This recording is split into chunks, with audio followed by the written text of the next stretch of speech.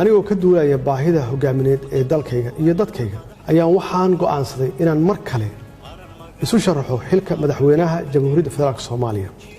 si aan u sii socodsiino isbeddelka ka socda dalka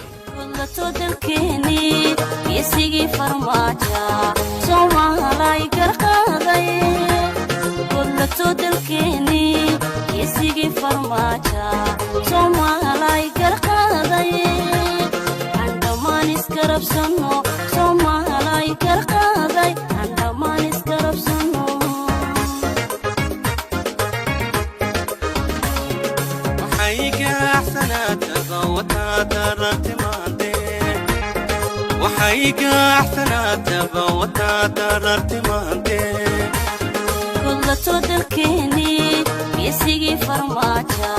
سوما لا يقرقاضي كل تدركني يسيقي فرماجا سوما لا يقرقاضي عندما نسكرب سنو